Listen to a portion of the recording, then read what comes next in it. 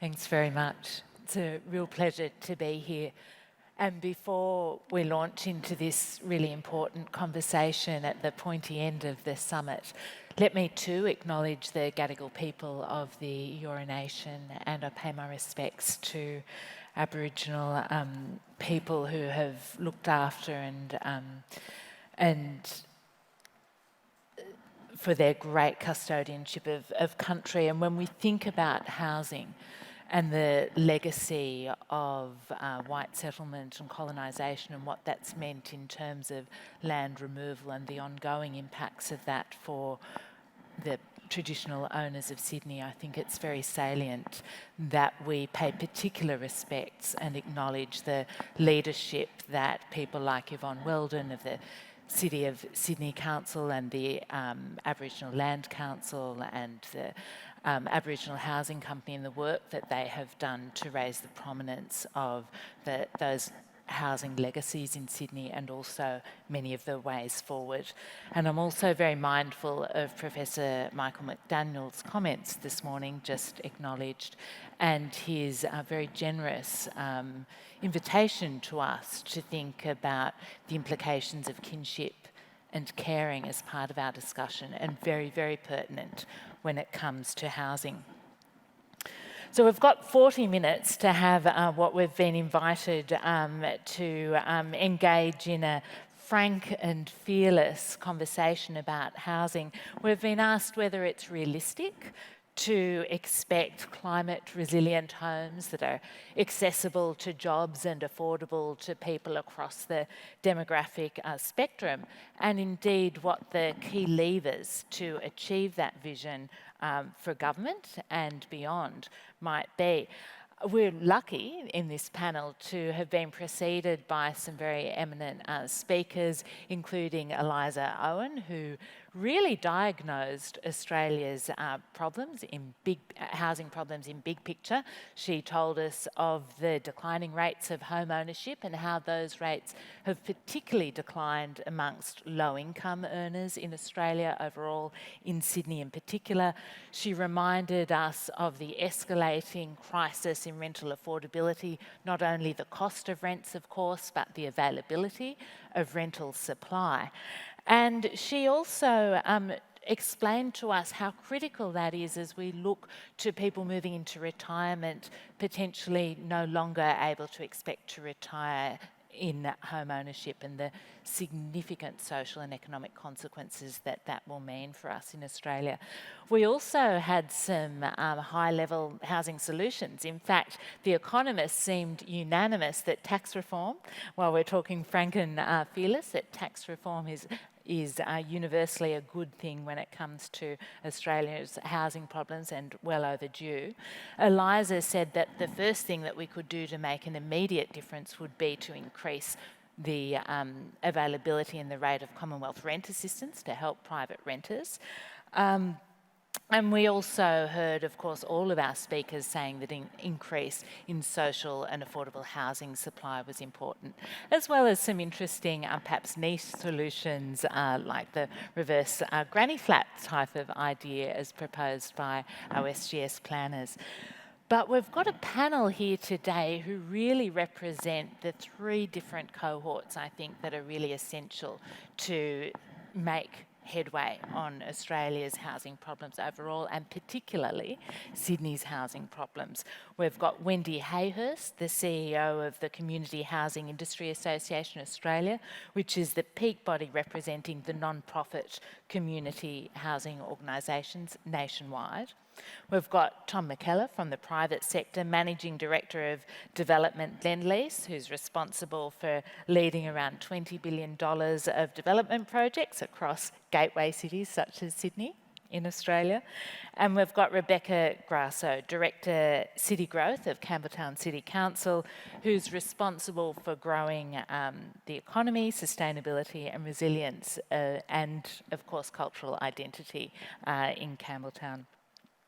So I'm going to kick off with some questions for our panel, but I know, seeing many of you in the room, that we can have some really hard-hitting, frank and fearless questions coming through the Slido, which we'll turn to in a moment.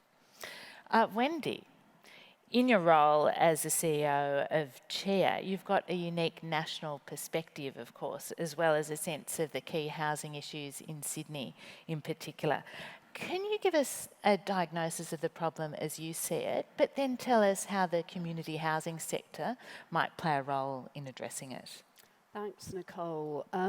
I'm going to start off just by giving you some figures, I'm afraid, because I think it's important that we understand the scale of what I think is one of the critical issues about housing in Australia, is that we don't have enough and we don't focus on the housing needs of people in the bottom 2 income quintiles, lower income households. So yes, there's lots of people doing it tough, can't buy a house. But I do think we need to pay much closer attention to social and affordable housing. So we were lucky to have, and I'm sorry, it's a competitor of yours, Nicole, City Futures Research Centre at UNSW, do some work for us in analysing the census, the 2021 census, and we asked them to look at the numbers of households in the bottom 2 income quintiles who are living in rental stress or who are homeless. So when I say rental stress, I mean paying more than 30% of your income on housing costs. And when you're in the bottom 2 income quintiles, that really means that you don't have sufficient to pay those rising prices that we've been talking about in terms of food and energy. I'm going to focus on the results for Sydney because there's been a lot of talk about how during COVID, a lot of people moved out of Sydney and rents were rising, particularly in regional areas, particularly the northern coast of New South Wales. Well, let me tell you that it's Sydney that has really seen a significant worsening of housing affordability for low-income households. So it was an 11% increase between 2016 census and 2021 census of people in housing stress. That's a number in Sydney, almost 150,000 households. So it's a big infrastructure project just to take up the Premier's challenge that Sydney's a place, New South Wales is a place that loves an infrastructure challenge, and we've got to look long term. If we don't do anything, if we just stay as we are, building the same amount of housing now, by 2041, 20 years hence, we'll have 220,000 households there. So we need to do something pretty quickly. Just to come into some of the detail on that as well, we talked a lot about the great things that have been done putting in transport. One of the most unaffordable places now for low-income households is Parramatta. Now, just think about the amount of housing that's gone into Parramatta. It has seen a terrific increase in unaffordability. It's become an attractive place to live. It's got a good nightlife. It's got great transport links. But we didn't build social and affordable housing in that location. So people have seen that over 10% of households in rental stress. So as an industry, as a community housing industry, we really want to do something about that. It isn't that organisations haven't been doing something, because when people ask me, why should it be the community housing industry that is leading this, I give them 3 main reasons. One is, if you want the most efficient, effective vehicle to deliver to deliver social and affordable housing, it has to be us. We're charitable, we're not for profit. Any surplus we make is reinvested back into more social and affordable housing. We're in it for the long term. We build housing, but our job, what's in our DNA, is managing the housing. We're not in it to sell an asset in 10 years. And the third thing, and I can say it just coming through on the train today, and I know 2 of the providers accommodation that I passed on the way, McDonald Town, saw a block that City West are managing, stopping at Redfern Station, I can see Gibbon Street. Our sector has made the most of the limited opportunities that have been available. Just to come back to SGCH, they've recently signed deals that will enable them to manage a lot more affordable housing by partnering with institutional investment. But we need more than that. When it comes to social housing, governments have to treat this as a long-term infrastructure project that's going to bring benefits over the longer term. Thanks, Wendy. Yeah, I can hear from your answer real potential for the community housing sector to, in effect, scale up. Tom, I want to talk to you now. And we've tended in Australia to think about public and community housing or social housing in isolation to the housing system overall, or to market housing.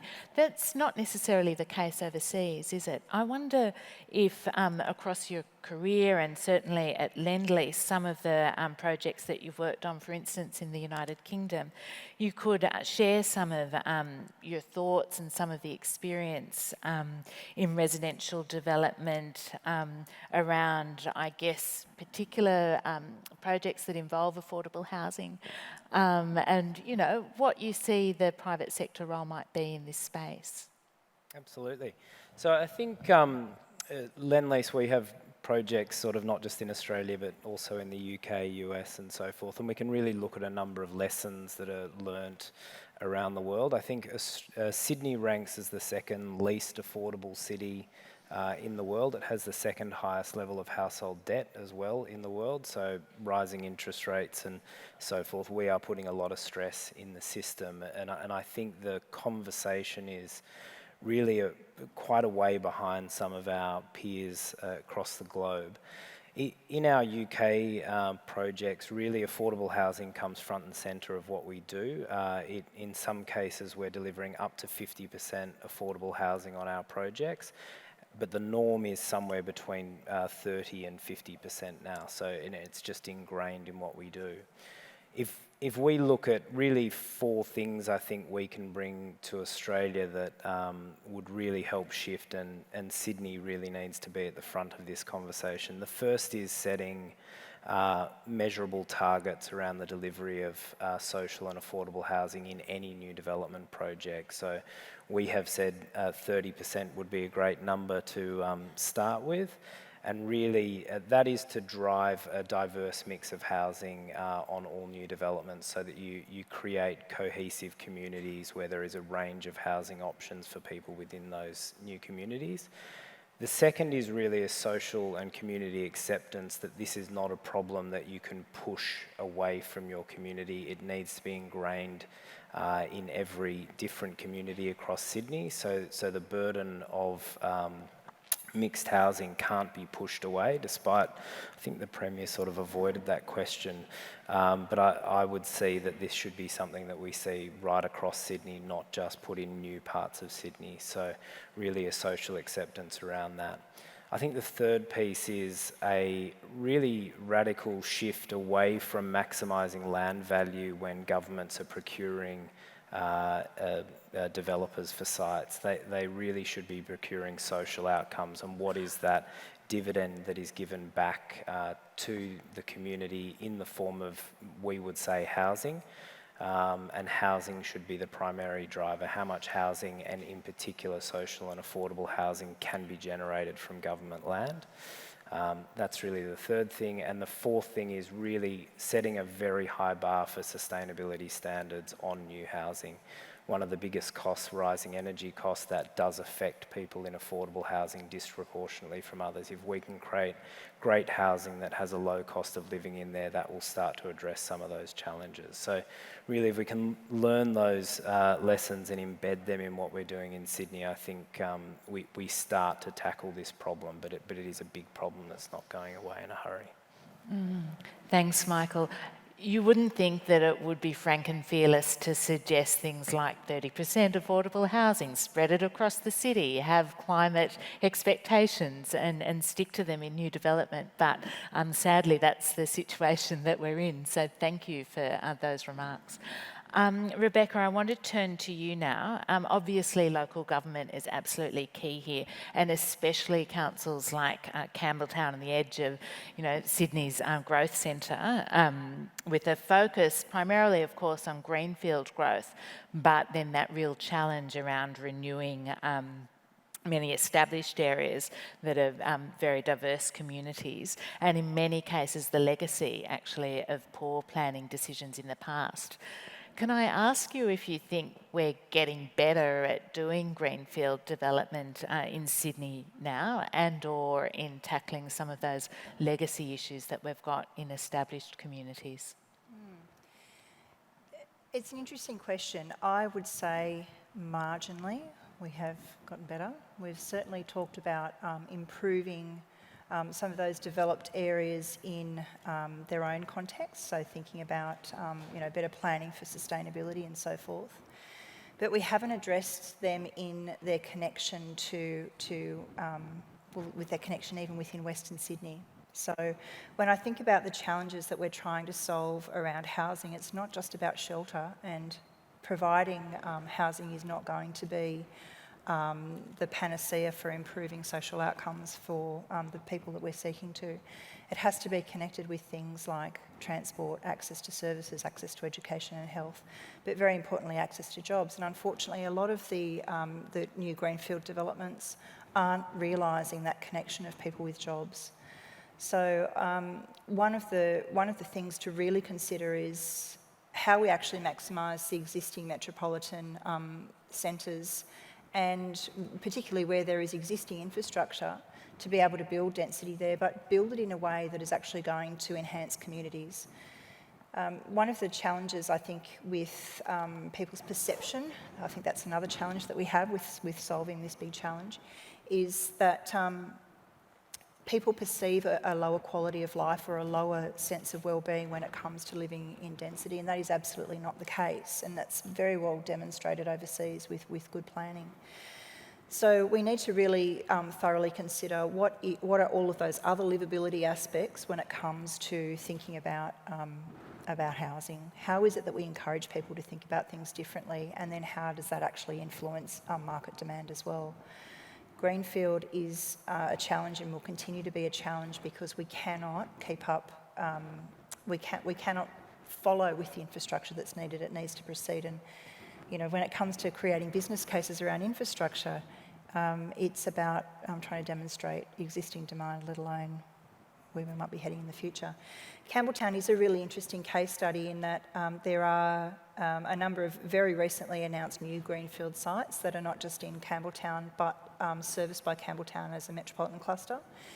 Campbelltown was one of the first locations for significant social housing investment a number of decades ago that was about trying to create communities. And we've only now just recently been through a process of significant urban renewal where there's been a really nice revitalisation that has a mix of social and other housing typologies. But I would also go as far to say it hasn't gone far enough. So there is a significant challenge that exists. Thank you, and thanks Rebecca, and thank you for the questions that are coming through. So we've got plenty of questions, so we'll try and get through as many as we can in the time that we've got available to us. Let's take this one. I might send this one to you, Tom. The questioner asked, and it's actually picking up on some of your comments here, Rebecca, quality of housing is just as important as access and affordability. Is it possible to have design excellence in affordable housing as our global city counterparts have done? And we might throw in the climate performance there as well, Tom, picking up on some of the other questions that have come through. Absolutely. I think some of the best examples we've seen of inclusive communities, really, we have the term tenure blind. So you would walk around the street, you would not know whether a building is an affordable housing building, a market building, a build-to-rent building, a social housing building. And the quality of that housing is the same. There might be nuanced difference in terms of the maintenance requirements of the individual property, so the bench tops may change or the flooring may change, but they're very subtle differences. And the philosophy is that really everyone should be entitled to a high quality home. You shouldn't really have quality differences between these options. So it is achievable. Again, it comes back to when a project is brought to market, the the sort of benchmark needs to be set from day one. It's very hard to retrospectively do that without government funding and intervention partway through, because projects are being costed on a certain basis. But if you set the foundation from day one, it's highly achievable. So in other words, it's not necessarily a trade-off between affordability and quality, it's the policy and regulatory framework that needs to be in place. Yeah. Okay. I'm going to ask you this question, Wendy, and this is building on the many comments that have been made here today about Aboriginal custodianship and extending that into the housing space. The questioner asks whether we're doing acknowledges the significance of Aboriginal custodianship, but asks, are we doing enough to work with the Aboriginal community organisations, and presumably we'd extend that to the Aboriginal community housing organisations, to provide housing solutions in Sydney? Well, we can always do more, but I think what has been some achievement in social and affordable housing in Sydney is the growth of the number of Aboriginal controlled community housing organisations that are starting to develop. And I think that's a really good way of ensuring that the community is involved. But mainstream organisations as well, I think, have a role to play and are playing a role. And I know with one of the setup of the an Aboriginal controlled community housing organisation, it has worked with more experienced community housing organisations there.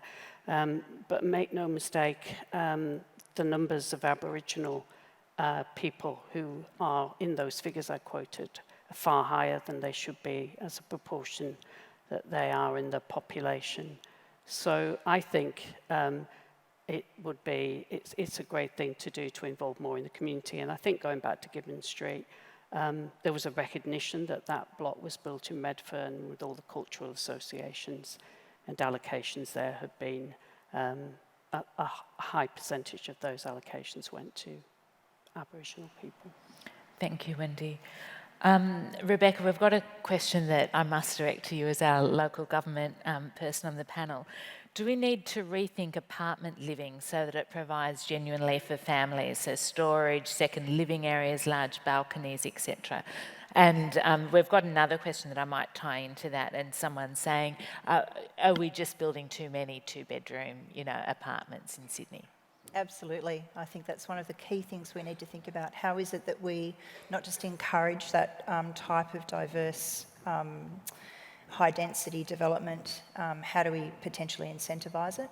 But also, how do we actually hear what it is that the market, not just the market that we perceive as high-density residents, is looking for, but more broadly, how is it that we create those multi-generational complexes so that people can continue to live in community and with family across their life cycle?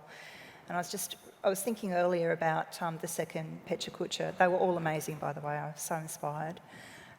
Around Sue's story, and wondering about Sue and thinking, is her loneliness and isolation partly a result of perhaps her family and community moving away, either because people of her age group have actually downsized and moved away, or her family have needed to go somewhere else in order for work or for whatever that purpose might be? If we can actually create communities where people can move through their generations and have all of those different needs met, and perhaps even participate in design, because I do think that that's one of the things that particularly purchasers of greenfield site development are looking for, is some participation in the design of the place that they're going to live is important. Storage, but the livability piece, how do we actually tell the story about connecting with all of the other pieces that both developers and government need to be investing in cycleways, access to EV chargers, all of those type of things. How do we minimise the things that will change people's perception around density living? Thanks, Rebecca. Tom, there's one that I've been directed to direct to you, if I can find it. Are you making the case for a mandated 30% social housing component in all new developments in New South Wales? That would represent a big shift in planning. The short answer is sort of yes. I think what we're saying is we believe that we'll call it 30% should be allocated to diverse uses of housing, so social, affordable and build-to-rent housing, and really create a requirement for a mix of housing on all new developments. Okay. We heard it here. Take notes, everyone. Now, Lendlease says, in effect, yes. Now, let's see if I can find one for you. Here's a really interesting one, Wendy. What's the best model for affordable housing? Is it purpose-built, 100% affordable, or mandating a percentage of affordable homes within all new residential development? Tell us a bit about, how it might look on a particular site or, say, at a precinct neighbourhood scale. I think it's going to depend on the place. So just thinking about where I live in Sydney and Petersham, it's very mixed. So there's social housing, there's boarding houses, and there's homes for purchase. And so a small site coming up there could very well take a small development that was entirely social and affordable housing. Come on to a big regeneration scheme, then I'd be looking at the model that Tom's suggested, which is you would mandate a certain percentage of social and affordable housing, but there'll be a lot of market housing. I mean, the best neighbourhoods, the liveliest neighbourhoods, have a mix of people. Depends on the site, I guess. But I just want to commend Tom for the comments that he's made, because I think it's the way to go in Sydney. I've got a question here which goes actually to sort of the economic geography of New South Wales and how that impacts on Sydney. But I think I'm going to throw it to you, Rebecca, because you've certainly got views about moving away from this idea that, for instance, we just need housing supply in southwestern Sydney. We've got to balance jobs and services along with new growth. But this question asks whether if we improved intra-city transport, say high-speed trains, whether that might ease Sydney's housing pressures. Do you have a view on that as being a part of the housing solution?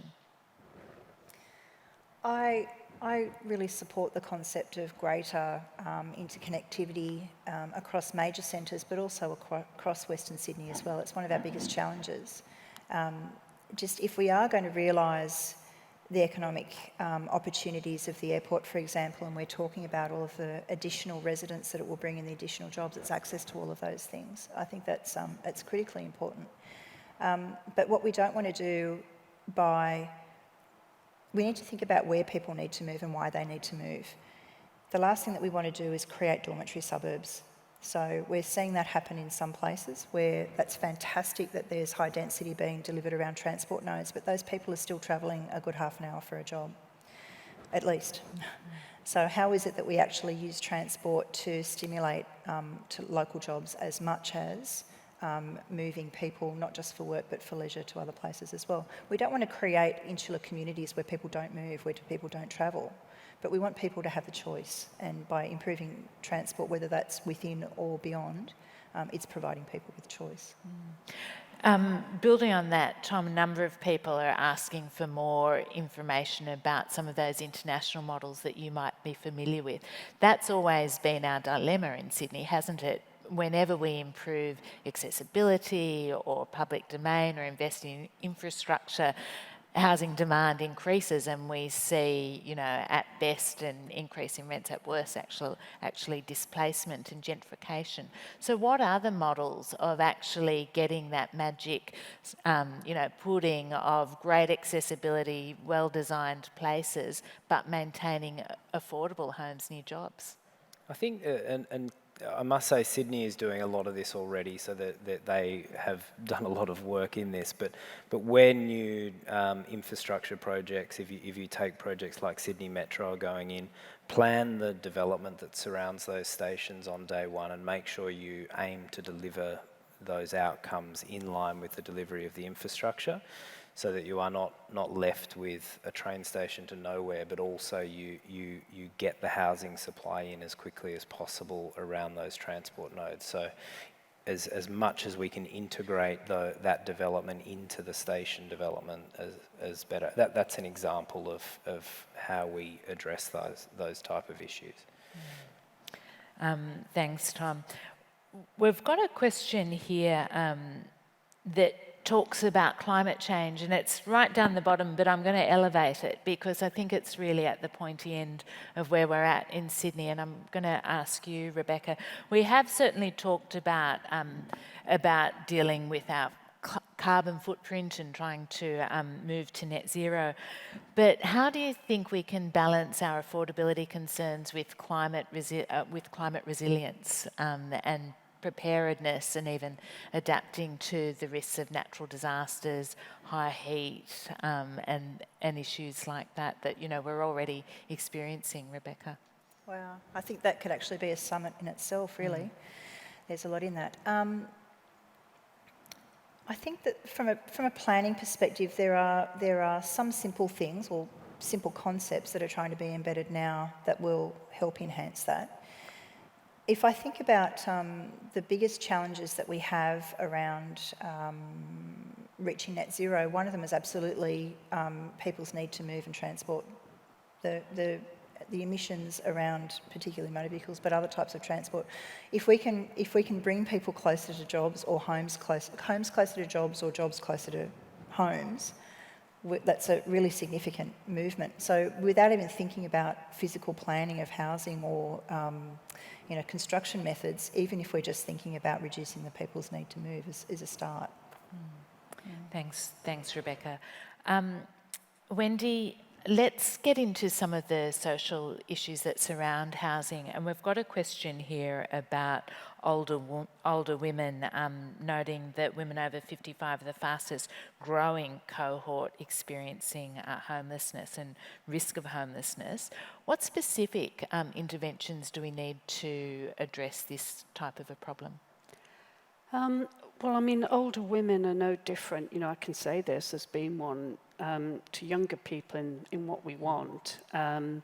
We want homes that are affordable and safe and, easy to heat as much as anything else. So, I mean, there have been work done with lower income older women to look at the design of housing they would like, and looking particularly, I think, at some of the trade-offs they might make. I mean, one of the things about being older is you don't necessarily want to move away from the connections that you have. So sometimes you're prepared to make the trade-offs on the size of the house to stay in the location that you're used to.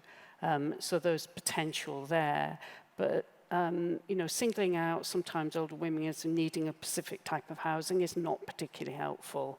Some people will, but many will be very happy to live in a block with a mixed community as well. Well, then that takes us to a questioner who's asked about the missing middle. So in other words, you're saying that we need a more diverse housing stock.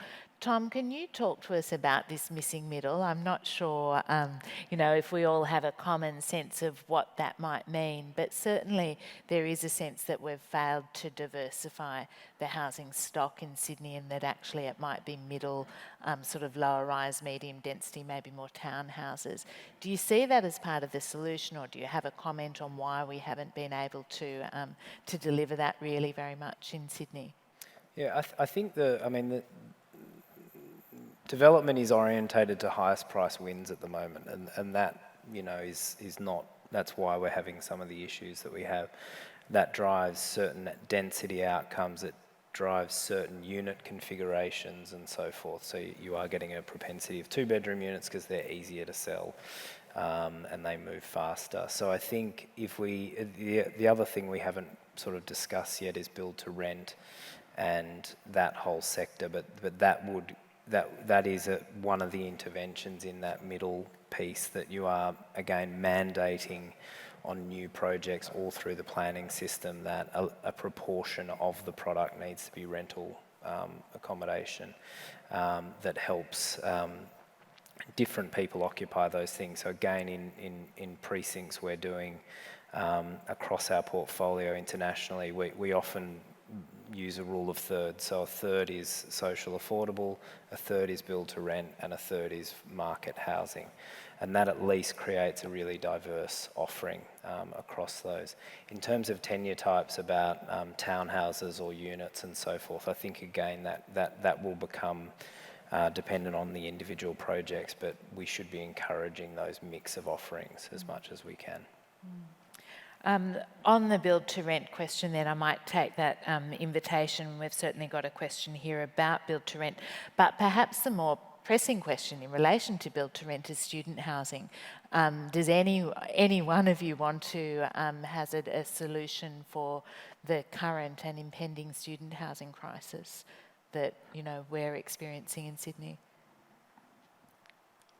I'll start with you, Wendy, and then maybe Tom. And yeah, I mean, there's certainly a lot of student housing being built. It has been a very profitable build-to-rent model, and it was stimulated by a National Rental Affordability Scheme. I think the bigger, in inverted commas, crisis is the competition that, increasing numbers of students coming back to city centres will create with lower income households. So it goes back to building the right mix. I think all of us have been saying diverse mix of housing and not just one type at one price point, and particularly in these locations where students will be. So, Tom, building on what Wendy said, in relation to the build-to-rent sector then, how would build-to-rent, in your view, help diversify the supply of housing in Sydney, and what would you see as the barrier to producing it? Yeah, I think, build to rent does a couple of different things. And I think I'd probably say selfishly as a developer, why are we sitting here talking about diverse range of housing mix, not just trying to create luxury homes everywhere?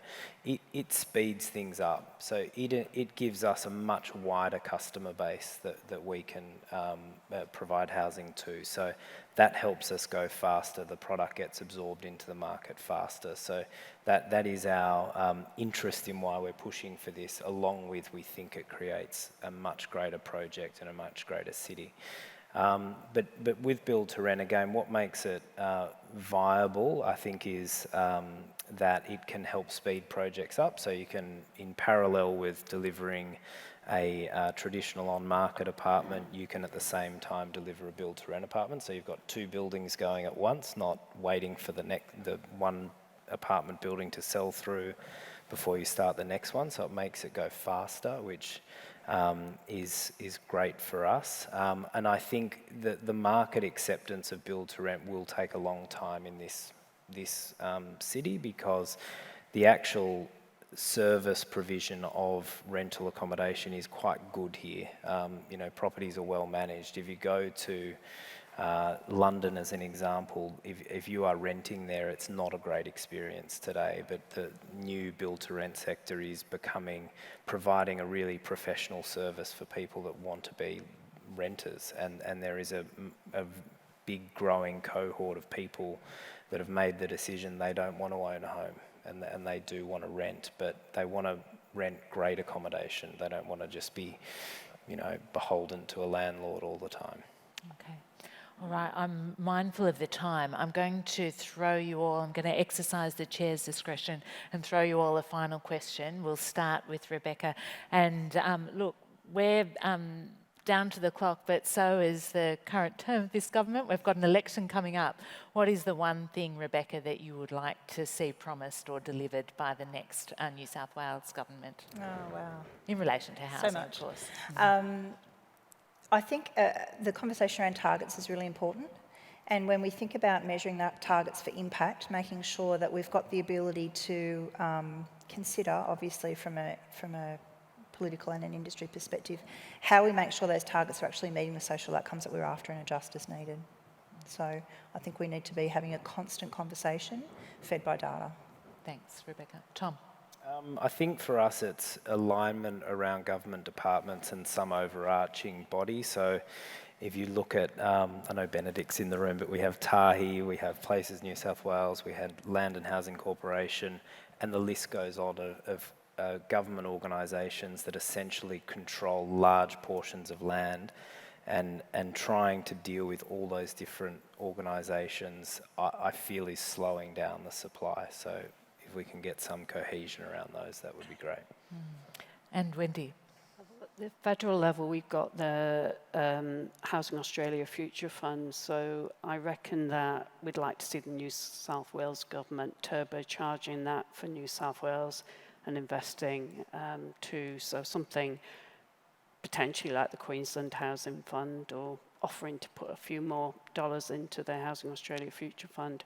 Social housing does need additional government investment to make it work, so that'd be my number one.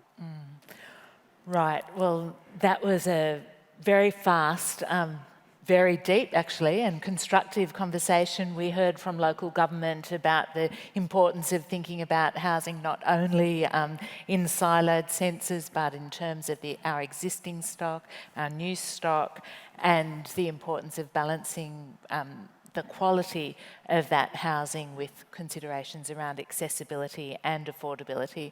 We've heard from the private sector about the many different models of housing, both in terms of built form, but also tenure, and a plea for a strong government policy, including a policy for 30% affordable and diverse housing in new development. And we've heard from our national CEO of the Community Housing Industry Association that they're ready to scale up, but that we also need significant commitment from both state government as well as the Commonwealth to help fund that gap, that affordability gap that we need to really lift the supply of social and affordable housing.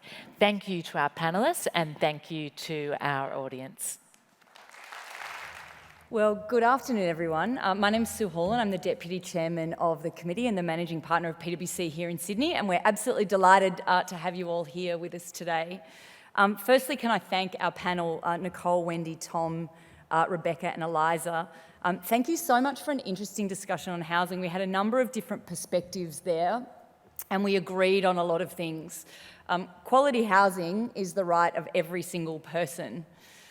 Secondly, and this really tied back to something that Janice shared earlier, investing in sustainable quality housing, particularly in a social and affordable context, is smart.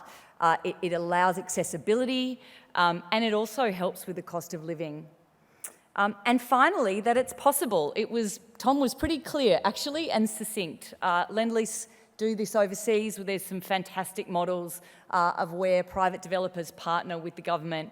And so we just need a few little policy settings and at federal, state and local level, which is obviously easier said than done, but it's absolutely possible and really worth giving a good go. Can't help a little plug. If you want to delve into more of the committee's thoughts, obviously this is a really important topic for us at the committee. We released a report in December just last year, bringing affordable housing to scale. So that is available on our website, and we'd love you to have a look at it. And you'll certainly hear more from us on this topic in this year and beyond.